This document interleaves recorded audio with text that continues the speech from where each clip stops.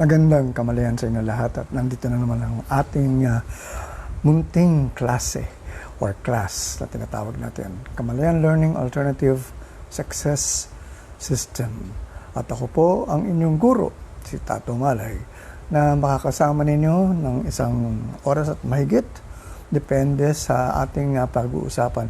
At patuloy natin tatalakayin ang ating mga naumpisahan na ng ilang araw na, mga tatlo na yatang episodes, no? Na kung saan ay we were talking about the 20 qualities needed to actually survive this new world na tinatawag na natin ngayon, or these pandemic times. Actually, we are just looking at these pandemic times as the I would say the kind of precursor, or not exactly precursor, but more of the thing that made it happen. No? Kasi otherwise, kung hindi nangyari itong pandemic na ito, mukhang tuloy-tuloy yung ating kabuhayan na walang interruption. No? So, wala namang problema doon. Kaya lang what happened was there was really something that was already wrong in terms of how we were living our lives then. And we had noticed already the kind of destruction in our outer world that we had been creating already. We had destroyed a substantial percentage of our natural resources, no? Kung saan sa environment natin ay nasira na.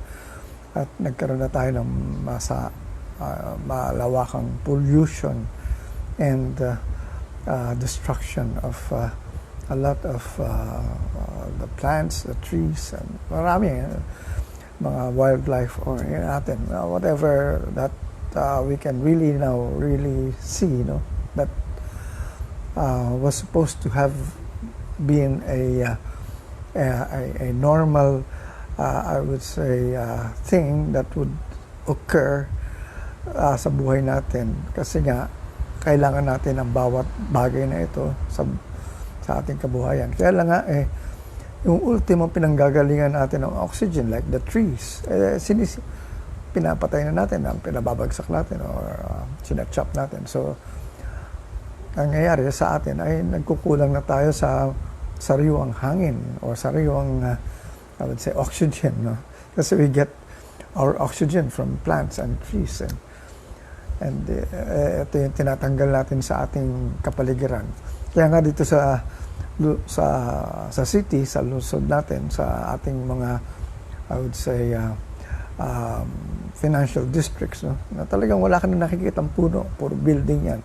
And somehow, para bang ang tanong is, meron po ba tayo oxygen na nalalanghap? Dahil in exchange for economic growth, we sacrificed our natural resources. So yan ang ating pag-uusapan sa ating talakayan sa ating klase, no? Na kung saan ay what are the qualities that we would have to change now, or we would need to have or to develop in us to be able to really now live the kind of life that we're supposed to be living now in this new world that is in transition, that is now being created. Kung napapansin ninyo, tumigil na nga yung mundo natin, and somehow marami sa atin gustong balikan pa rin o ibalik yung nakaraan. Kaya lang, ang nakikita na nga natin dito ngayon ay parang hindi na natin maibabalik.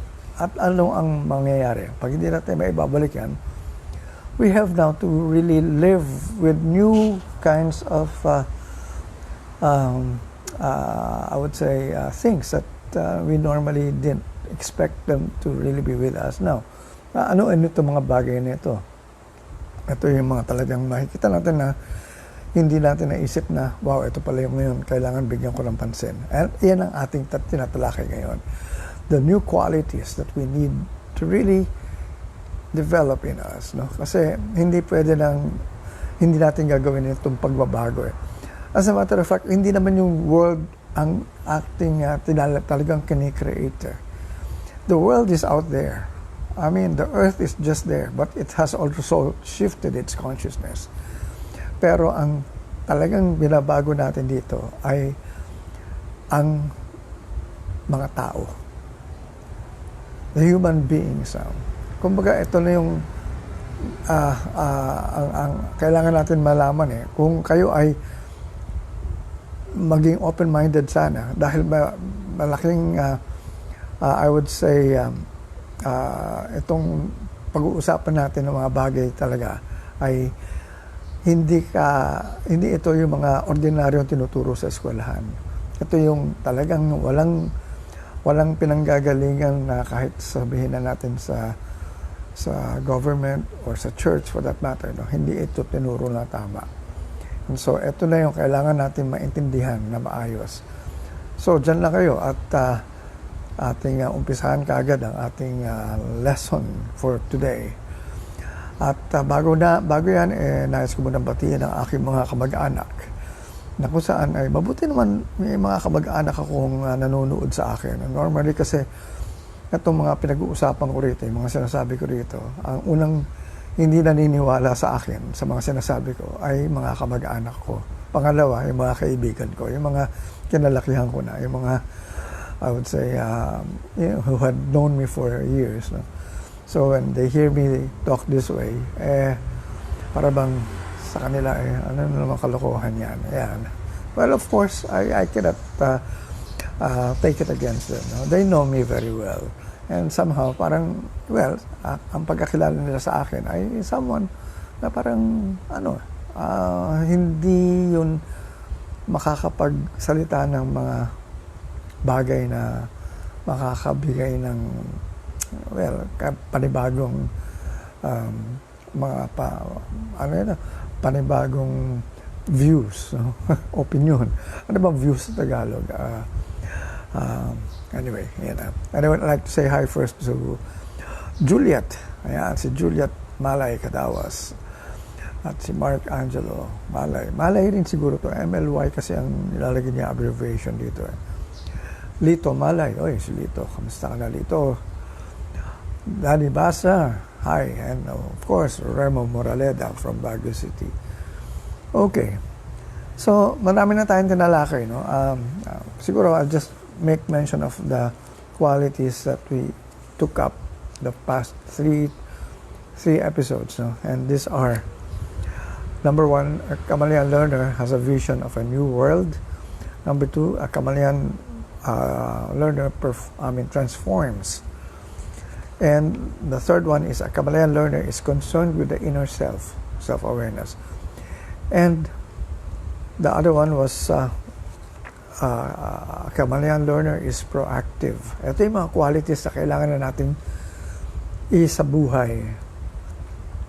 Na-explain ko na yan in the 3 episodes I had in the past. No? So I will not mahaba yan, kaya I cannot explain it more or further now. And another one is a Kamalian learner is not judgmental. Okay, so bawal judgmental, sabi nga sa Itbulaga. And somehow, the last time I went on air, or I had this podcast, this class, na off the air ako dahil mukhang there was something wrong with my Wi-Fi. Mukhang ang signal ko during that time, pupugak-pugak. Umihina, or sometimes ni-stop na. And that time, hindi pa tapos yung dinidiscuss ko. I was discussing this principle. A Kamalian learner understands the principles of being human and divine. Tapos biglang tumigil. And so, right in the middle of my discussion on this particular quality, tumigil ang aking ang aking Wi-Fi. So, dito tayo ngayon, uulitin natin ito so that we will not miss out on anything here. Ang ginagawa ko dito ay I am reading. Actually, those 20 qualities were the qualities I wrote in my book, Lessons I Never Learned in School. Because, remember, I actually was able to see this particular thing that is happening now. No? Na 20 years ago, almost, 20 years ago, I told people, oy, magbago na kayo ng kamalayan dahil kailangan meron na tayong makikitang mga bagay na mangyayari na hindi na magugustuhan. Dahil, yun na nga, pag hindi kayo nakasabay, talaga may iwan kayo. At tinanong nila, ano yun? Sabi ko, hindi tayo, the world will not end. It is not going to be the end of the world. But definitely, there will be an end to most of the things we've been doing. Titigil ang ating mga ginagawa. Lahat ng mga trabaho natin or yung mga bagay na ginagawa na natin o yung mga anong tawag dito, yung mga pinag-aaralan natin, lahat yan biglang pasay o titigil na. At what do I mean titigil? Wala nang kabuluhan yan. What do we mean by wala nang kabuluhan? Everything that we had learned or we believed in or we had learned in the past, from the time na we were studying up to the time na nagtrabaho na tayo, brought us to this particular time. Etong oras na ito, etong taon na ito, 2020, you will never forget 2020. At ano yung nangyari? Dito natin nakita na para bang, wow, laging helpless tayo to what was going on. Alright? We thought that there was going to be a nuclear war. Tatlo yan tinitingnan natin noon That might happen, no? Tapos yun lang nga, magkakaroon ng pagbabago sa mundo natin. And what were this? Nuclear war. Of course, climate change is there. And of course, the other one was artificial intelligence taking over. Yun ang tatlong threats na kung saan ay sinasabi namin na kung hindi kayo magbabago ng kamalayan nyo o yung mga kaalamanan nyo, pag ito nangyari, isa dyan lang mangyari, tapos tayo. Wala nangyari dun sa tatlong yon. Actually, climate change, yes. Technological change, yes. Pero halos hindi natin pinapansin. Akala natin, okay lang to, makakasabay pa rin tayo. Dumating itong pandemic. Biglang, hindi natin alam kung anong gagawin. And so, ito na. So, as I've said, this change is really going to happen, and it is happening now, and we have to be prepared. That's why I was telling people, you have to listen to me, you have to understand what I'm telling you, because you will need this very important things that I'm saying here. Kasi alam ko kung, pinag-aralan ko ito paano ang kailangan mong gawin ngayon para to survive or to really now live comfortably in the new world that we would now see. And wala na yung dati mong ginagawa. Hindi na pwede lahat yan. Everything will change.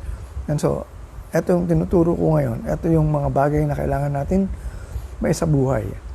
So, to continue, no? Ito ngayon, ang susunod na discuss natin, although I started discussing this last time, a Kamalayan learner understands the principles of being human and divine. We have to know that we are really two beings. We are human beings and spiritual beings. Yes, akala natin madaling intindihin yan, pero hindi pala. Yung mga natutunan natin sa religion when it comes to spirituality, iba. Yes, in a way, nandun yun. Pero for practical purposes, dito natin nakikita na hindi pala ganun lang kadali yan. And so, okay, I will read what I wrote in my book, and from time to time I will stop. I will explain it, no? Hi, Tess Louise. Si Tess. Buti ito si Tess nanonood palagi sa akin. Sa Amerika ito Anyway, so, to continue. Awareness. Ito importante. Awareness of universal laws enables one to enjoy a life of harmony, love, peace, abundance, intelligence, wisdom, beauty, good health, and joy. All right. awareness of universal laws, we were focusing, or we focused on just the Ten Commandments. Okay, wala masama doon. But the Ten Commandments were more of just advice. Wala ang sinasabi sa atin huwag mong gagawin ito. Ano ba yung mga Ten Commandments? If you remember them, of course you know them. No? So they were helpful naman. Pero hindi siya yung talagang masasabi natin na ito yung kailangan natin lang. Kasi maraming ang mga taong nilusutan yan Ano itong mga Ten Commandments na some of them, thou shalt not steal. Anong ginawa ng karamihan? Ang daming ninanakaw. Paano naman nila ginawa yun? Bakit nila nagagawa yun? Kasi sabi nila, wala naman nakakakita. Wala nakakaalam. Akala nila. But anyway, so nakakalusot sila. Pero itong universal laws that we're talking about, hindi ka pwede lumusot dito. Like what is another universal law that we normally know? Gravity. We have that law of gravity na kung saan kung umakit ka sa isang napakataas na building at tumalong ka sa baba, definitely masasaktan ka. Or kung hindi ka na mamamatay, yun na nga, masasaktan ka. But then again, yun na nga, that will not make us avoid that law of gravity. Even if alam na natin yung law of gravity niyan, we know, we are aware. Kaya nga, inaiiwasan natin na maaksidente tayo when it comes to that particular law. So, yun ay isang law na universal law na nakagis na natin. But there are other universal laws na hindi as obvious as that of the law of gravity. At ano ito? Mga law of, well, of course, ito na yung mga universal laws and principles that were taught in the Bible, no? Actually, tinuro ito lahat ni Jesus. As a matter of fact, most of my teachings sa Kamalayan are Jesus Christ teachings of universal laws and principles that He taught. Katulad ng, okay, kasi yung karma, ayaw gamitin yan sa Christian religion kasi it belongs to the Hindu religion.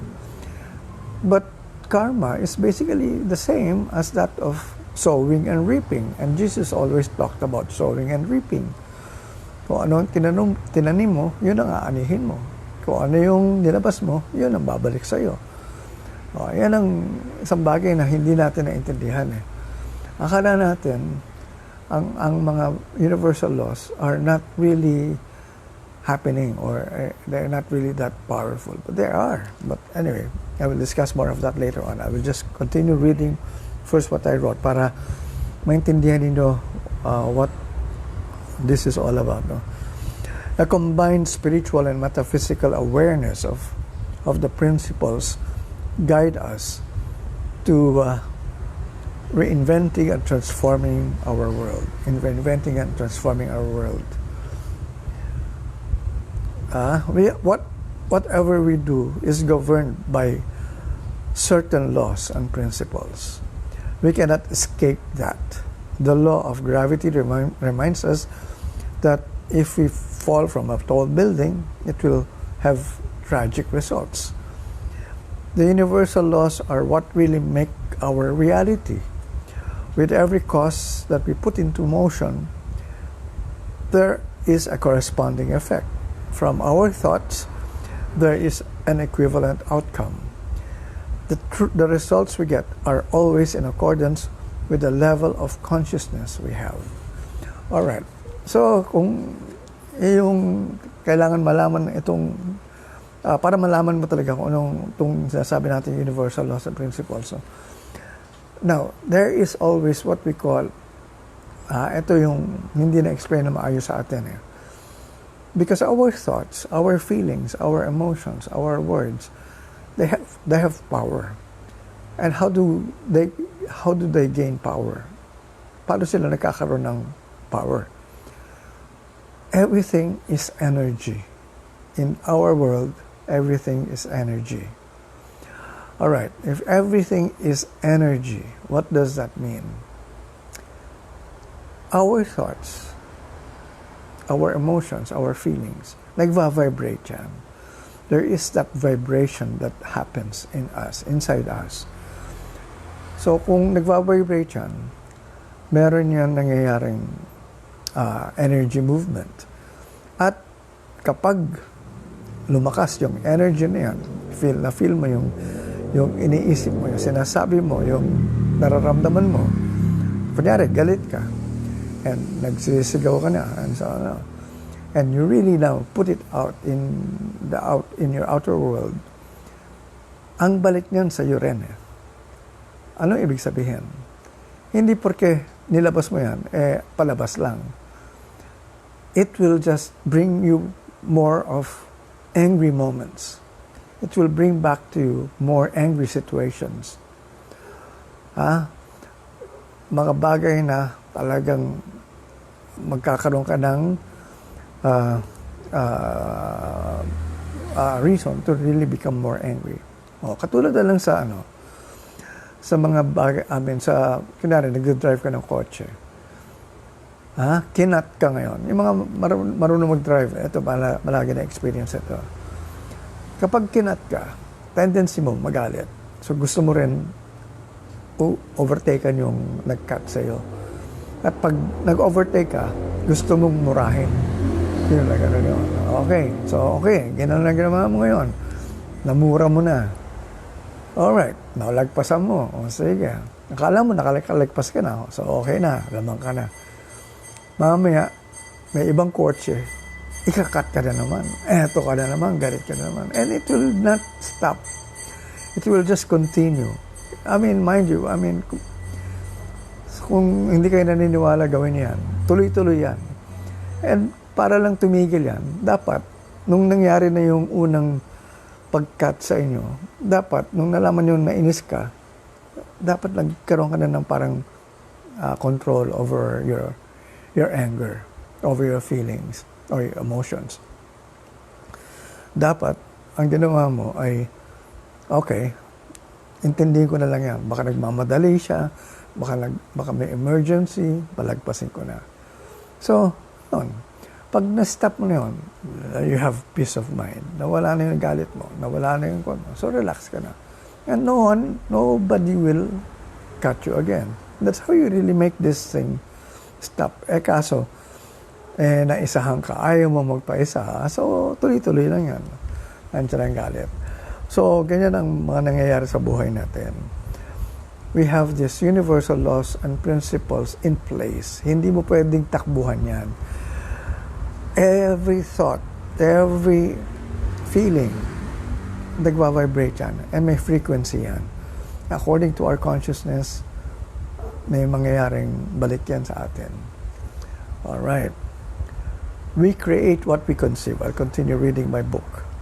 What one sees in his mind is what he gets. There is a technique to it. The understanding of the laws and principles will guide us through the process of life. Yan. So, ito na nga yan. What we create, we conceive. What we conceive, we create. Ano yung iniisip natin, we create that in our life. So, ang tanong is, ano yung kinikreate natin sa buhay natin? Maganda ba? Pangit? Masaya? Malungkot? Kahirapan? Sagana? Nasa sa atin yan. We have the choice. We can choose whatever we want. And problema, umiiral sa atin yung mga mabababaw na mababaw na kamalayan natin, kung saan nandiyan yung galit, hinagpis, yung sama ng loob, yung galit, yung mga bagay na kung saan ay akala natin ay hindi natin maiaalis or hindi natin malalagpasan. Samantalang pwede naman natin ma-overcome yan. Ang tendency kasi is nag-react agad tayo. If we should stop first and not react at once, instead of reacting, we actually create the opposite of what we want to make happen. And makikita natin dyan, Ayan ang mga bagay na mangyayaring maganda sa atin. Alright, so bago natin tuloy ang ating pinag-uusapan, I'd like to say hi to Lilian Harales Hewlett. Okay. And Melissa Joy La Chica Dulay Vitug. Ang haba ng pangalan mo, no? Melissa Joy La Chica Dulay Vitug. And, may celebrity tayo. May isang artista. Si Janice Jurado. Hi po. Kamusta po? Kamusta na, Janice? Alright. So, dito sa ating pinag-uusapan nga, sa ating klase, ay kailangan natin maintindihan itong universal laws and principles. We are spiritual beings having a human experience. We have to know exactly how it is like to be human and also divine. When we say divine, of course, ang emphasis niyan is more on God, godly nature. Ang tanong nga dyan is, bakit divine? Kasi, we really are children of God. And God is within us. And that power that we are talking about, that particular power that has that kind of, I would say, control over our lives, is inside us, in terms of that God power inside us. God is inside us. God within. Ang dami sa atin ayaw tanggapin yan eh. Ang sinasabi, God is separated from us. God is outside, up there in heaven, and I am down here, so I'm helpless. Yan. So, kung ganyan, ang isipin mo na lang, okay, even if God is up there, isipin mo that God is everywhere. He is up there, He is everywhere, so He is also down here. So if He's everywhere, He is also inside me. So, pwede mo na matanggap na nasa kalooban mo ang Diyos. O, mahirap bang isipin yun? Marami kasi iniisip ng iba na, paano ko matatanggap ang Diyos sa kalooban ko? Sino ba naman ako? Tao lang ako. Yan. Kaya dito sa quality na ito na pinag-uusapan natin, we have to understand that we are human beings, that we are actually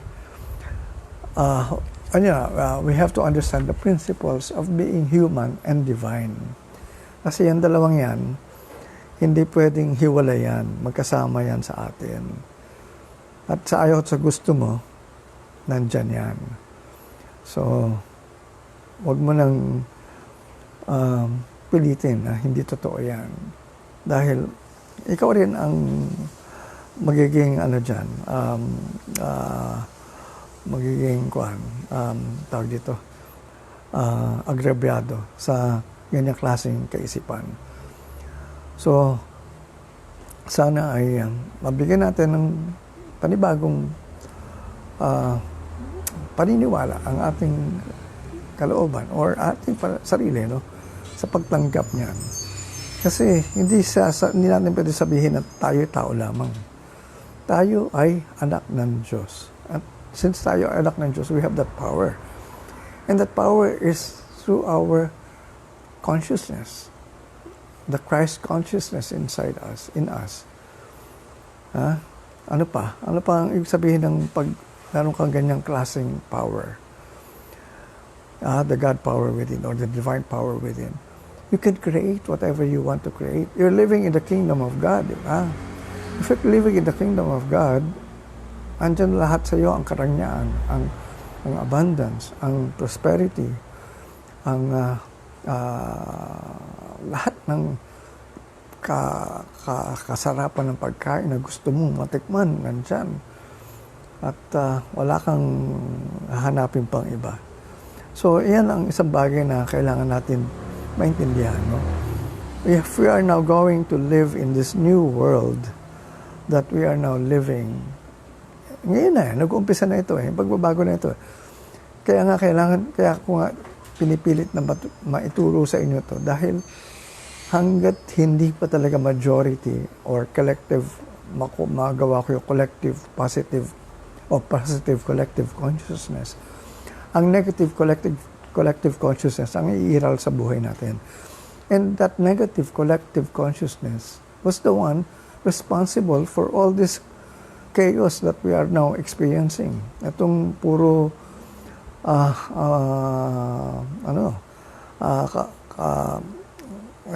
yung nangyayaring mga ano tawag dito, itong kaguluhan, yan. This is exactly the result of that kind of consciousness. Napaka-negative. And so, eto na yan, pinipilit kong magkaroon tayo ng parang pagsasama, pagkakaisa, nabaguhin na natin yan. Okay. Yeah, bigyan lang muna rin ako na ilang sandali para lang ma-share ko muna itong aking programa sa iba kong mga walls. No? Kasi, tanong dyan is, kung minsan, ako ay nagkakaroon ng mga taong gustong makapanood, hindi raw nila nakikita yung sa wall ko. Pero yun na nga, actually I have five groups dito, kaya sana ay kahit isa dyan ay makita nyo, mabuksan nyo, para masabi nyo na, uy, tiyempo ako rin sa wakas.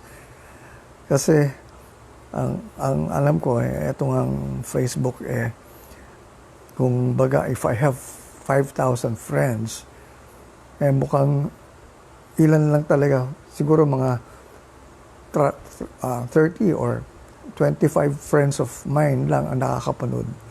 Ewan ko bakit ganun ang sistema na ginagawa rito sa Facebook. So, yan. So, at this point, I'd like to say hi also to those who have liked my program at this point. Sino ba ito? Ako, hindi ko mabasa. Mamaya na lang. Okay, mamaya. Hanapin natin sila. At hindi pa rin kasi mailabas dito na maayos sa aking... Okay, anyway, so tuloy-tuloy tayo sa ating ginagawang explanation dito sa ating quality na we have to understand that we are human beings having a divine existence as well. All right. Ito. Many still think that God is separated from man. If God is omnipresent, meaning God is everywhere, then why is it so hard to believe and to imagine that God or God to be present in everyone?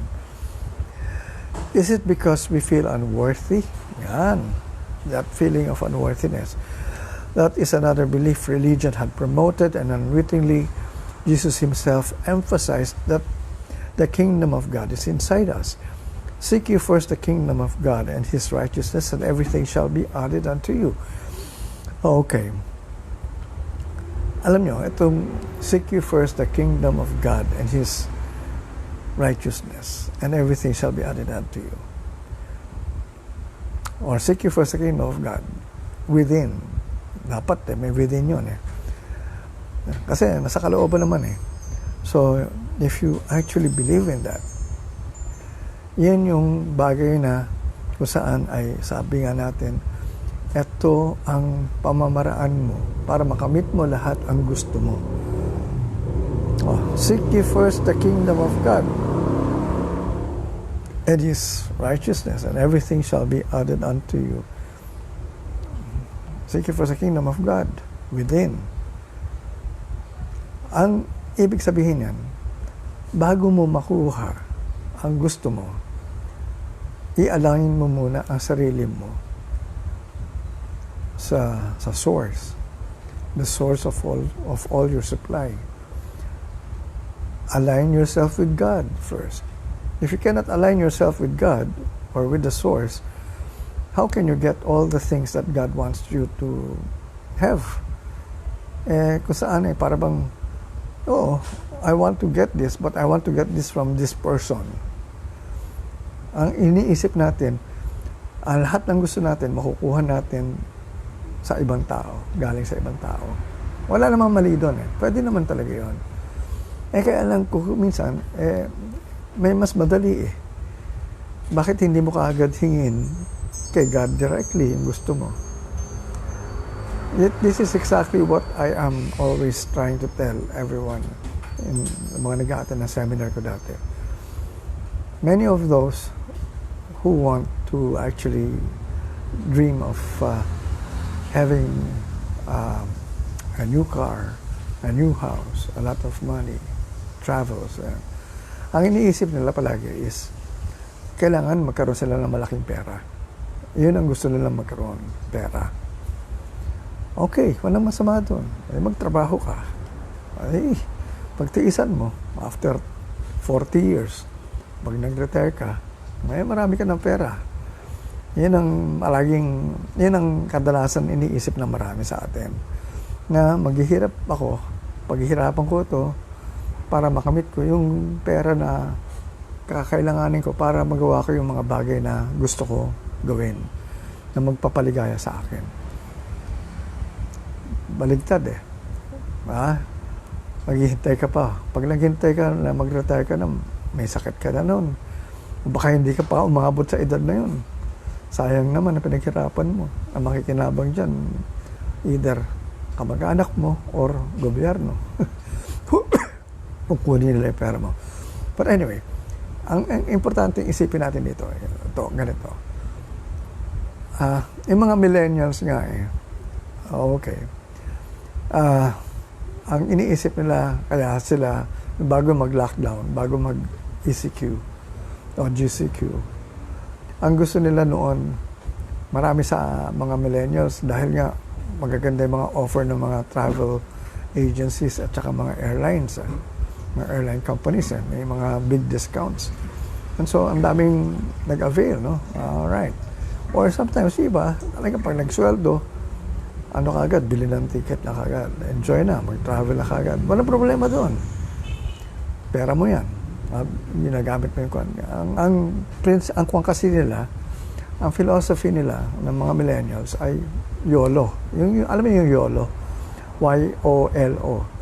You only live once. Yan ang paniniwala nila. Minsan lang ako mabuhay. Gawin ko na yung gusto ko. Tama naman yun. Dapat talaga, as long na bata ka pa, gawin mo na yung mga gusto mo.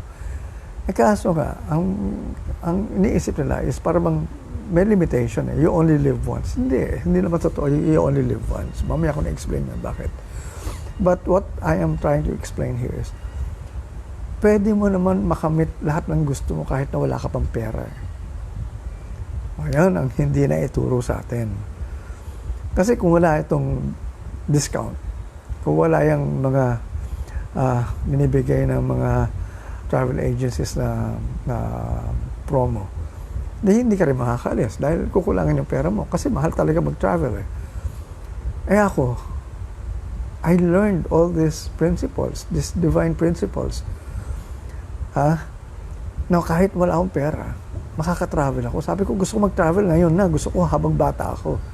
I want to see the world. And I was able to see the world nung bata pa ako. I was working, pero wala akong pakialam kung magta-travel ako ngayon. Sabi ka lang, paano ka mag-leave? Hindi ka papayagan ng kumpanya. Kung hindi ako payagan, hindi nanggalin nila ako. Ganun di kalakas ang loob ko noon. Sa akin, hindi ako limited sa isang kumpanya na magbibigay sa akin ng kinabukasan ko. I can actually look for another company. Kung tanggalin nila ako, di okay. Pero I will not let go of my dream. Kung ang mga millennials, you only live once. Yun ang sabi nga, Y-O-L-O, YOLO. Yun ang philosophy nila. Ako, I live my dreams. Ano yung dream ko ngayon? I live it. Sabi, how can you live your dreams na wala ka namang pera? Yun ang kailangan nyo matutunan. And you will never be able to do that if you do not understand this quality of understanding the principles of being human and divine. Because everything comes from God. So ako, I followed only what was said in the Bible. Inuro ni Jesus. Ask and you shall receive. Sabi ko, ask and you shall receive. I didn't ask for money. I asked for travel. Sabi ko, gusto ko mag-travel. I asked for new cars. I didn't ask for money. And sabi niya, hindi naman sinabi ni Jesus na ask, work hard, and you will receive. Ang sinabi niya, ask and you shall receive. Kung totoo ka sa hinihingi mo na ito ay magpapasaya sa iyo, you will get it, definitely. Ay iba ka Okay, nakakuha sila ng pera. Imbes na yung, okay, when they said, I will ask for money first, tapos I will buy it, I will buy the car, so that magkakaroon ako ng kotse. And I will be happy. Okay, eto na. Halaga ng kotse, kunyari 2 million pesos. Ask and you shall receive. Okay, nakuha mo yung pera. 2 million. Ang tanong ko, hawak mo na yung pera in cash. Bibili mo ba yung kotse o hindi? Ay, hindi. Marami pa akong gustong gawin. Maraming pwedeng bilhin ito kagad. Tsaka na yung kotse. Or, siguro bibili na lang ako mas murang kotse, ganyan. See, this is not exactly the way it works. Hindi ka totoo doon sa gusto mo. Kasi yun pala, magbabago pala eh. Sabi, this is so helpful. It's not coincidence. I chanced this talk. Sigrid Manalo is watching. Okay. Yeah, it's but nothing. There are no accidents in this world. Ito yung tinuturo ko na ito yung kailangan natin matutunan to survive in this. Kasi ngayon, wala na nga eh. Everything stopped. Anong gagawin mo ngayon? Kunyari, sabihin mo marami kang pera. Sige, tignan ko kung anong gagawin mo dyan sa pera mo ngayon. O kung wala ka ngayong trabaho, ano nga yung gagawin mo? Lalo lang mas malaking problema. Pero sabi ko nga, the opportunities are all there. We have to create a new world. We will create the things that will make us now happy in this world. Kasi in the last few years, we have created a lot of people who were so unhappy with what they were doing. They were just working through their jobs because they needed the money. Totoo naman yun. Wala namang problema doon. Ang problema lang is bakit hindi ka masaya? Kasi hindi ko ginagawa yung gusto ko. Ano ba gusto mo?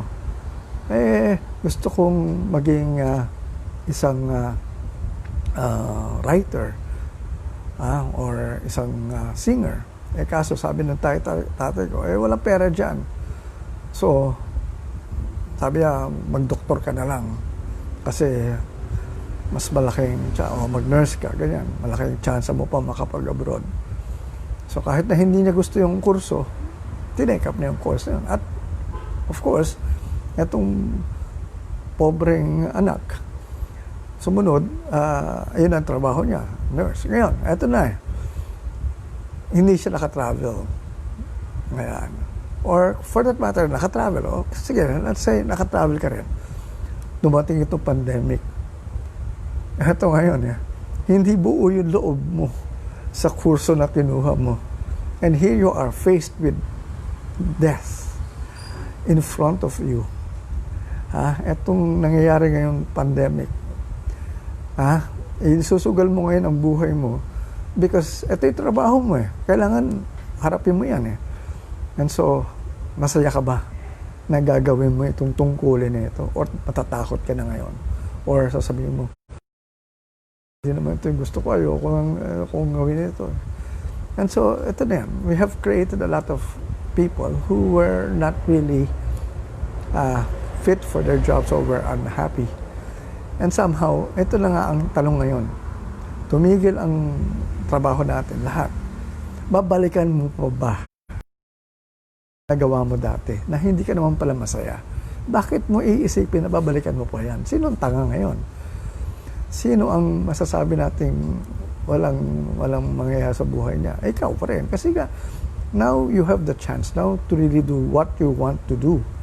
And we have now to tell you that you can create the kind of life that you can create now that will make you happy. Ito na yung isang bagay na sinasabi ko by understanding that we have that power. We are not helpless. Kasi tinitignan natin, kasi wala akong pinag-aralan kasi wala kaming pera kasi mahirap lang kami. Ayan, ang dami mong rason. But here now, I'm telling you, this is something very important for you to learn. We have to understand that we are human beings at the same time. We are also divine in terms of who we are. Pareho, sabay yan. Okay, to continue. All right. Seek ye first the kingdom of God and his righteousness, and everything shall be added unto you. Where will you seek? Within. Read Luke 17, 20, 21. Some Pharisees asked Jesus when the kingdom of God would come. His answer was, the kingdom of God does not come in such a way as to be seen. Sa Bible to, I'm just quoting it. No one will say, look, here it is, or there it is, because the kingdom of God is within you. Okay. Sa ating kalooban talaga. Kaya nga, nandiyan na sa iyo Bakit hindi mo ginagamit kung saan mo pa hinahanap ang Diyos Ayan ang naging problema natin, na talagang kung saan ay hindi naging maganda ang takbo ng buhay natin. Most tragedies and misfortunes in man's life are brought about by man himself. He cannot blame anyone except himself. He attracts them through his negative thoughts. In the same way that he enjoys and receives everything good in his life, he attracts them as well. According to his consciousness, he sows what he reaps. Ayun, sowing and reaping. What has been communicated in the past regarding many of our religious beliefs work negatively for us instead of helping uplift our lives. This effect was caused by the interpretations to which we were subjected. It is about time we communicate alternative interpretations to the ancient spiritual messages, especially to God's nature, suffering, poverty, morality, heaven and hell, sex, free will, life, and death. O yan. Malinaw. Kailangan baguhin na natin ang mga bagay na hindi na nag-work for us. Yung mga paniniwala natin na hindi naman nakakatulong. So marami yan. No? I had discussed many of them in my other videos as well. So you can just go to my Kamalayan YouTube channel, Tato Malay Kamalayan channel in YouTube. Nandyan lahat yan. Alright. So, Grace Plazo. Si Madam Grace Plazo Freires is watching. Kamusta na si Manny Freires, ang aking schoolmate sa Don Bosco. Alright. Kamusta na kayo? Alright. Okay. So, let's continue this. If you have any question or if you have anything you want to share, just like what Sigrid Manalo said, feel free to text me here. Alright. So, to continue, we go now to the next quality that we should imbibe or have rather, and this is perfection. A Kamalayan learner sees perfection. Perfection. Paano yan? Hindi naman tayo perfecto. Well, that was exactly what was taught to us. But this is something that I have to explain thoroughly. Purity of thought leads to perfection. Purity of thought leads to perfection. Honesty, love, unselfishness, beauty, and joy can never materialize except in their purest form. All right. Honesty, love, unselfishness, beauty, and joy can never materialize except in their purest form. Be perfect as your Father in heaven is perfect, said Jesus. The world is perfect. Itong mundo, tumigil nga eh. Well, sa totoo lang, it's perfect. No doubt about it. Unless you believe that God can create something not perfect. So, kung hindi ka maniniwalang perfect yan, ibig sabihin, nagkamali ang Diyos in creating the world, in creating the earth. Hindi naman siya nagkamali eh. And everything that God created is perfect. And so why are we questioning that? It is just unfortunate, to continue, it is just unfortunate that we know better than God and that we created a vision of our world as something imperfect. Sabi natin, hindi tayo perfecto, tayo tao lamang. Ayan. Doon nagkaroon ng malaking problema ang buhay natin. Why is that so? As long as man cannot see himself as perfect, his world will remain as such. Absolute love is what is supposed to be given. There is no other way except to love absolutely. Being absolute is an attribute of perfection. Unconditional love is one and the same as that of being perfect. Divine love is perfect love. But can man love divinely? Only when man will finally accept that he is also a God, that it can happen. You are gods, Jesus said. Balikan natin yung sinabi dito sa aking libro, sinulat ko. Absolute love. Alam nyo, itong absolute love, I learned this in a singing group I joined years back, 20 years, or more than 20 years ago. More. 30 years ago. Nahalata tuloy edad ko. I had this opportunity to join a group called Sing Out Philippines under MRA. It's called Moral Rearmament Movement. Na tinuturo dito ay absolute love, unselfishness, absolute love, absolute unselfishness, absolute purity, and absolute honesty. Ang hirap isipin yan kung paano mo gagawin sa buhay mo yan. Lalo na yung pag sinabi absolute purity. Kadalasan, yan, pag ikaw ay isang binata, madalas, kung Katoliko ka, madalas ka na sa confessional box. At nagko-confess ka, Father, forgive me for my impure thoughts. Ano yung impure thoughts mo na yan? Kasi when you say you have to have purity of thought, ano yung purity of thought? Ano yung naman yung impure thoughts? Well, let's put it this way. Ang naging category kasi, or kumbaga itong impurity of thoughts, na ano yan na-associate yan when it comes to sex.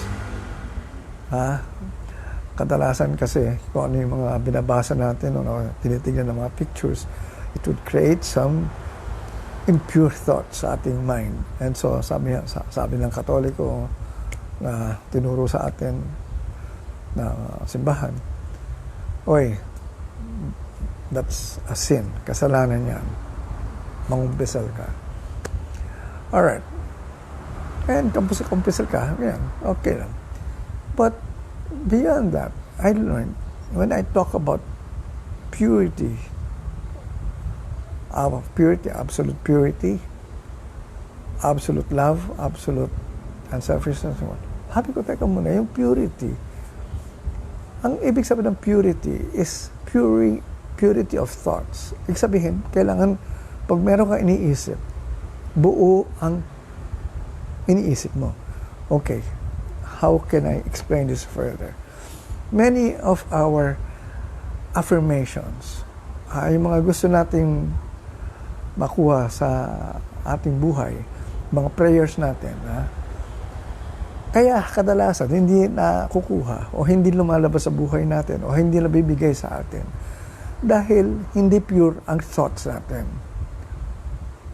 Kailangan ba pure ang thoughts? Yes, of course. What do we mean by purity of thought? Ito Lord, sana bigyan mo ako ng magandang bagong kotse. Yan. Sige na, Lord, kotse na bago. Para lang talagang magamit ko. Okay. Ito na. How can you be now have this kind of purity of thought in trying to really now say that you want that car? All right. Sasabihin niya, ito na. Hindi pa nakukuha in terms of how many weeks had passed already. Dumaan na yung isang buwan, hindi mo pa rin nakuha. Tapos ito na, sabi mo, Lord, sabi mo, hilingin, idasal ko lang na makuha ko, na gusto ko magkaroon ng ganito, bibigay mo sa akin. Bakit wala pa? Mukha yatang hindi mo naman talaga ibibigay. Nagduda ka na. Na hindi ibibigay. Sabi ko nga, hindi ba, sabi mo, ask and you shall receive. Yun na naman, ask and you shall receive, bakit wala pa? Ang tanong dyan is, how can you now have complete purity of thought in that process of thinking, of asking something from God? Hindi ba? Una-una, ask and you shall receive. Kung talagang titignan mo yon, when you receive something already, ano ang feeling mo? Masaya ka. Masaya ka. Ask and you shall receive. So, kailangan pure ang thoughts mo na ibibigay sa'yo ng Diyos yung gusto mo. Pure. Ibig sabihin, walang paltos yan. Walang kapalpakan dyan. Ibibigay sa'yo buong-buo yung gusto mo. Kasi nga, naniniwala ka, ibibigay sa'yo. Ngayon, nagdududa ka na. Pero kung talaga naniniwala ka, ibibigay sa'yo. At kapag naniwala ka na ibibigay sa'yo, anong pakiramdam mo? Ang pakiramdam mo, nasa iyo na. Kasi sigurado ibibigay sa'yo At saka walang duda na ibibigay sa'yo ng Diyos yan Kasi alam mo, ang Diyos hindi gagawa ng palpak na deal yan para sa'yo. Na lahat ng gusto mo, ibibigay niya. God always says yes. That is something that we have to learn also. In everything that we ask for, God always says yes. Kaya lang, it is our consciousness that is not able to conform to that kind of thinking na, na kailangan na magawa natin. Hindi tayo pure sa thoughts natin Walang sex dito Purity of thought. Kasi pag pure ang thoughts mo, alam mo, ibibigay sa'yo. At alam mo, nandyan na siya. At kapag nandyan na siya, ang feeling mo, masaya ka na. At yan ang magbibigay ng power para dumating sa'yo yung gusto mo. Kinlaim mo You have to claim it already, that it is already with you. Claim it before you can really get it. You cannot get anything unless you claim it first. Yan ang hindi tinuturo ng tama sa The Secret Ang tinuturo kasi sa The Secret, affirm ka na affirm. Affirm na ako na affirm araw-araw, wala naman nangyayari. Kasi nga, ano ba ang feeling mo? Ano ba ang iniisip mo? Puro ba yung iniisip mo? And so this is exactly what I'm trying to tell you.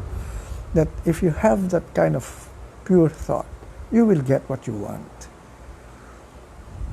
So, ang tanong dyan is, bakit ang dami pang hindi naayos sa iyong kaisipan? And this is exactly why we are not having the kind of life that we want in this particular world we're in now. Because we don't know what we want. We don't know what will make us happy. Yan ang isang bagay na kailangan pa natin maintindihan sa buhay natin. In the past, I had discussed the importance of being self-aware, of knowing who we are, and knowing what we want. Otherwise, Wala eh. Wala tayong goal, wala tayong gustong mangyari sa buhay natin. Bara-bara ang gusto natin nangyayari sa atin. Wala ang kwan. So, we have to be perfect in what we are doing. Hindi ito, kasi God is perfect. So, lahat yan, sang-ayon ka ba na kailangan tapatan mo yung perfection ni God? Of course, because we are also perfect in terms of who we are. We are children of God. So, bakit ako magkukulang sa aking yung pag-iisip ko na ako'y isang anak ng Diyos? Mahirap kasi tanggapin ng iba na sila'y Diyos din eh. Si Jesus nga, sinabi niya, I am the way also. I am the truth. I am the life. Can you say that about yourself also? That I am the way, the truth, and the life. Sasabihin mo, hindi si Jesus lang yan eh. Bakit? Hindi pa tinuturo ni Jesus yan? We should be imitating exactly what He's doing. Because aside from what He was able to do, we can even do more. We can do more miracles than what He had done. At sabi nga niya, these miracles I've done are actually, ano ito eh, ano ang palagi na binibigkas? Palagi when something has manifested or when He had done a miracle doon sa mga ginawa niyang mga milagro. Palagi niya sinasabi, it is not me, but the Father in me that doeth the works. Bakit hindi natin maisip yan sa buhay natin?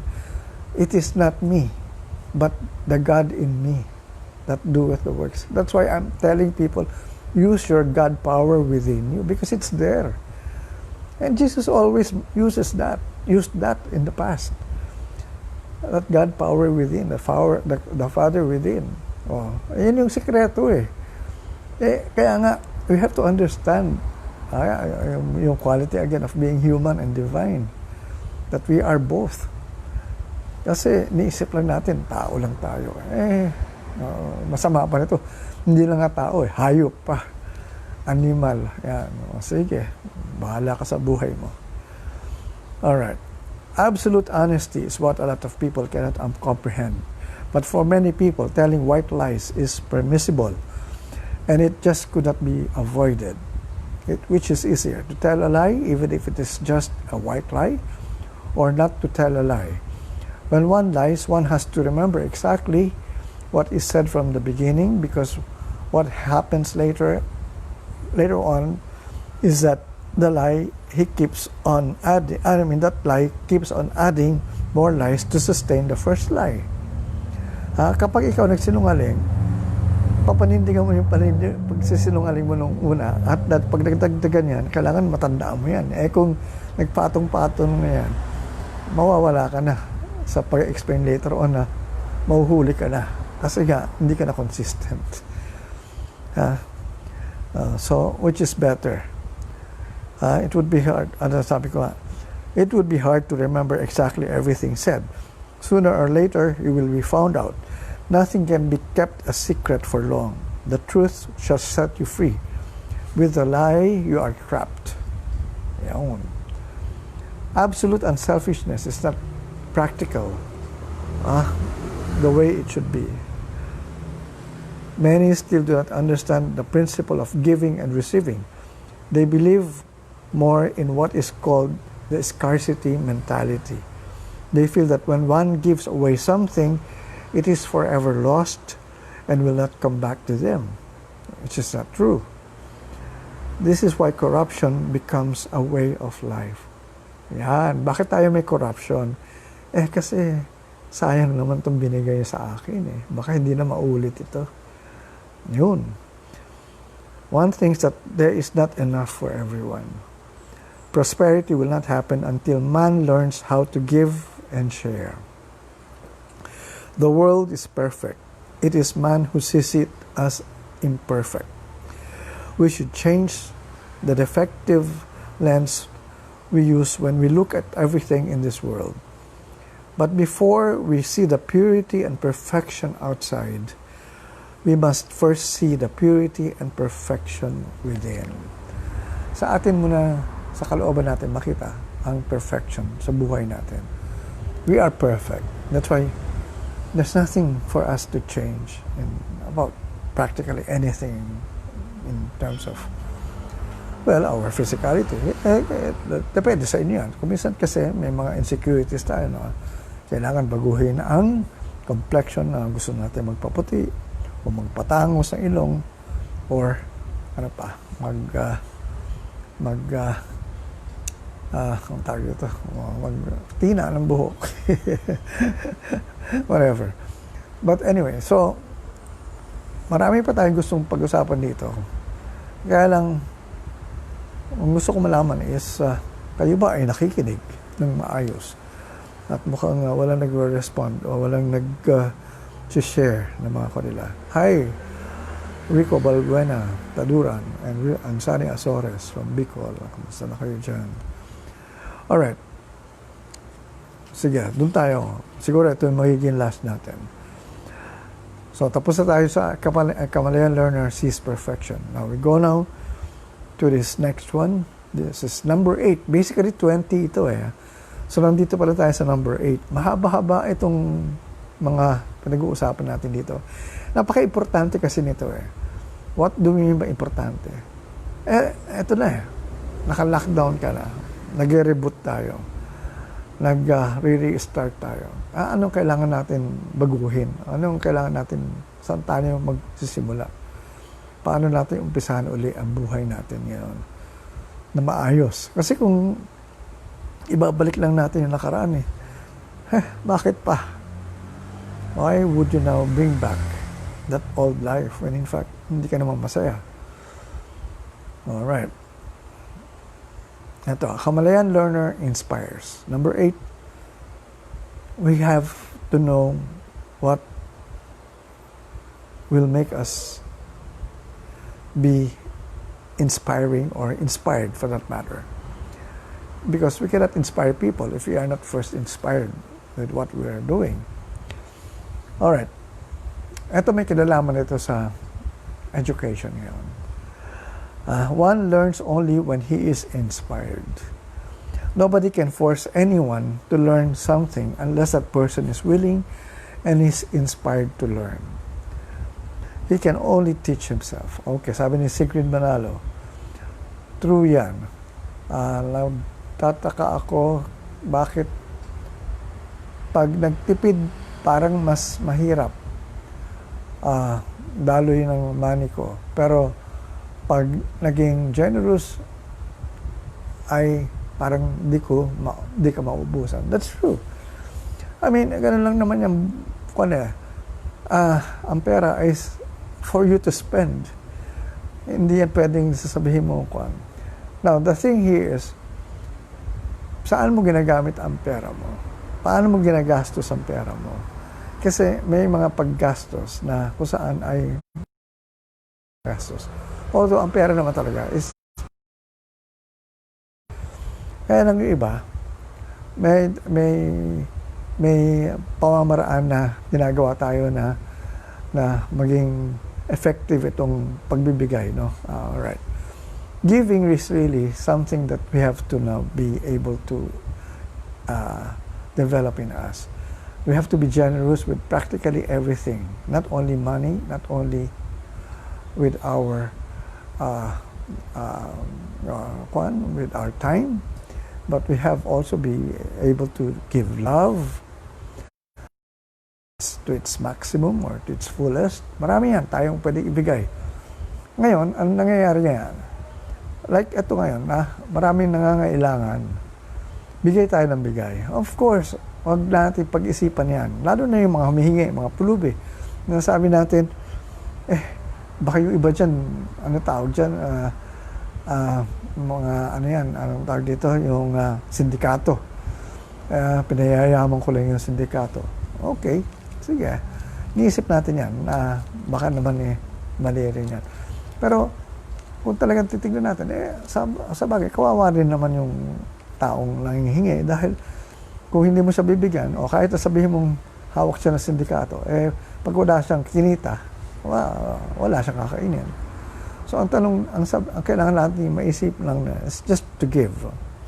Now the thing here is, there are now some people who would become helpless. Iba yung nagbibigay ka na dahil kailangan niya o helpless siya. Okay yun. Pero yung taong naging dependent na, marami sa atin, okay, ito, wag na lang natin anahin to. Wala akong minamasama dito.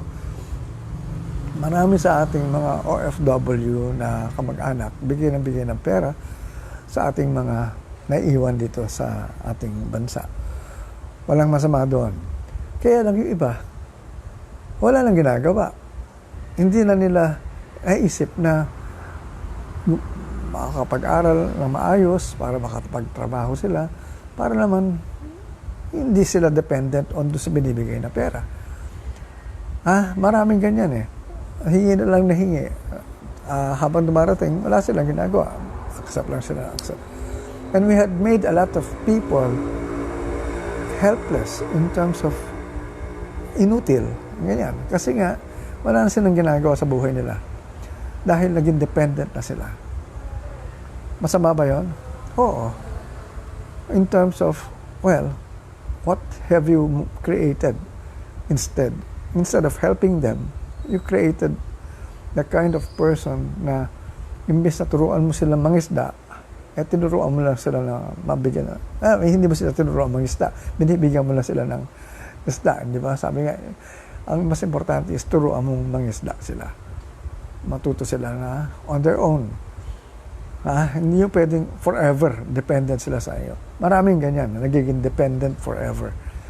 And somehow, pag nakita mong ganyan, you have to stop it. Kasi hindi naman ikaw ang palaging, masasabi natin na, ikaw ang, kasi you're playing God.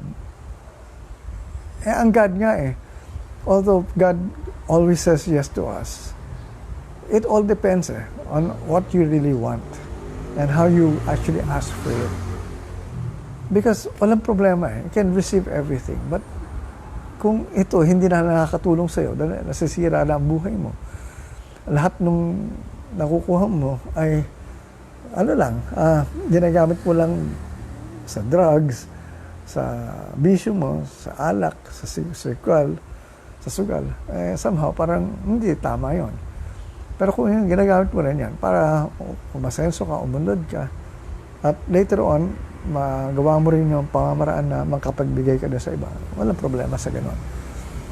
That's why we cannot always say, kasi kailangan akong, naaawa kasi ako kaya kailangan kong bigyan. There is, mas ko sa word na awa I don't want to use yung awa If I want to give, I give out of being generous, not because of awa. Yun Kaya ako, pag nakikita ko malakas ang tao, hindi ako magbibigay. Kasi, bakit?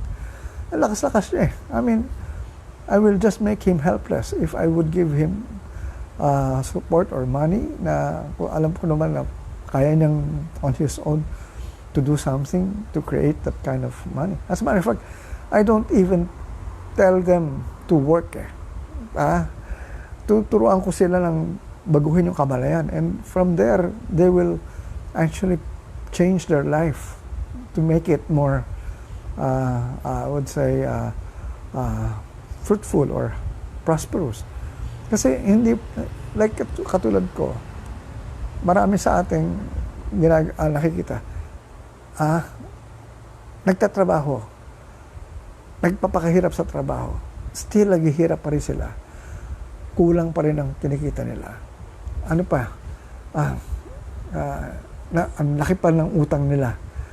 May trabaho na sila, nagsisikap naman sila, masipag naman sila, pero sa konting kinikita nila, ay hirap pa rin sila.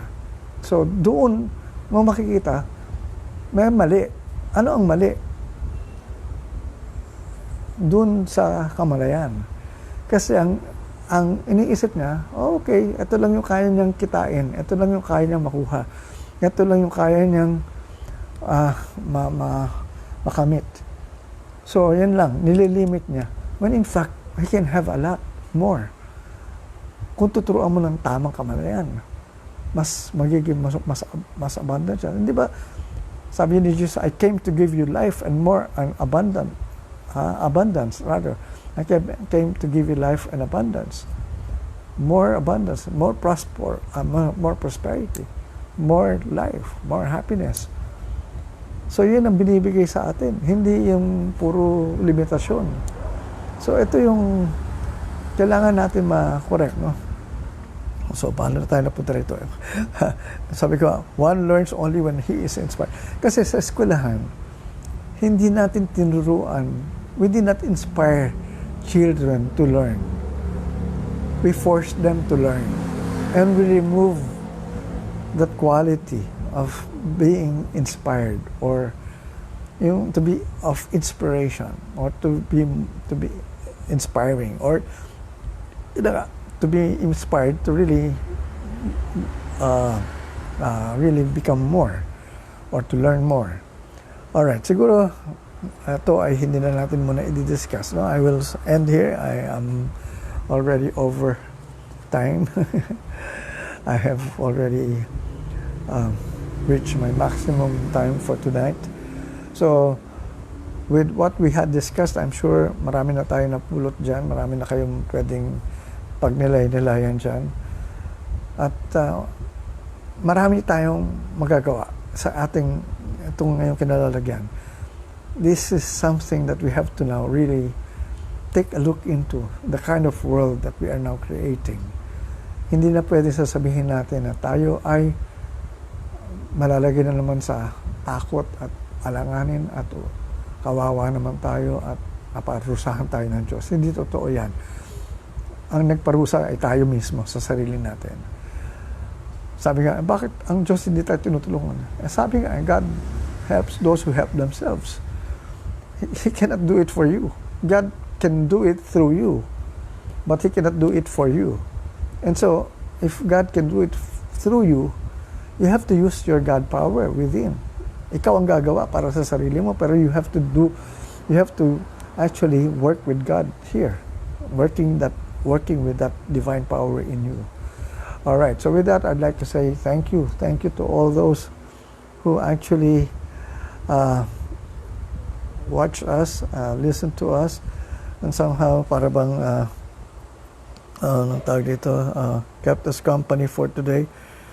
Okay, and I cannot read your names. Ang dami nagla-like kaya lang hindi ko mabasa rito unless siguro I share it. I don't know, I cannot do it right now. But anyway, I will just thank you in my post. So with that, I'd like to say maraming salamat sa inyong pagsama sa aking klase ngayon, sa inyong pag-attend. And sa susunod uli, sa Tuesday, we have our regular classes every Tuesday. Friday, Sunday, and Tuesday. Yan. At 5 o'clock p.m. Friday, Sunday, and Tuesday. At 5 p.m., regular tayo, we hold our online class live. So with that, I'd like to say thank you at magandang kamalayan sa inyong lahat.